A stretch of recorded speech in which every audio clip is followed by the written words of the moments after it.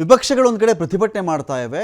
ಸಚಿವ ನಾಗೇಂದ್ರ ಕೂಡಲೇ ಸಚಿವ ಸ್ಥಾನಕ್ಕೆ ರಾಜೀನಾಮೆಯನ್ನು ಕೊಡಬೇಕು ಅಂತ ಹೇಳಿ ಪ್ರತಿಭಟನೆ ನಡೀತಾನೆ ಇದೆ. ಸುಮಾರು 4 ದಿನಗಳ ಕಲಾಪ ಇದಕ್ಕೆ ಬಲಿಯಾಗಿದ್ದರೆ ಒಂದು ಕಡೆಯಲ್ಲಿ, ಇದೇ ಟೈಮಲ್ಲಿ ಸಚಿವ ನಾಗೇಂದ್ರನಿಗೆ ಸರ್ಕಾರ ಏನು ಮಾಡ್ತಾ ಇದೆ, ಇನ್ನೊಂದು ಜವಾಬ್ದಾರಿನ ಎಕ್ಸ್ಟ್ರಾ ಕೊಡ್ತಾ ಇದೆ. ಇಲ್ಲಿ ಕಲ್ಯಾಣ ಕರ್ನಾಟಕ ಪ್ರದೇಶ ಅಭಿವೃದ್ಧಿ ಸಚಿವಾಲಯದ ಜವಾಬ್ದಾರಿಯನ್ನು ಕೂಡ ಇದೇ ನಾಗೇಂದ್ರ ಅವ್ರಿಗೆ ಕೊಟ್ಟಿದೆ. ಇಲ್ಲಿ ಯೋಜನೆ ಮತ್ತು ಸಾಂಖ್ಯಿಕ ಖಾತೆಯನ್ನು ಹೊಂದಿರೋದು ಸಚಿವ ನಾಗೇಂದ್ರ.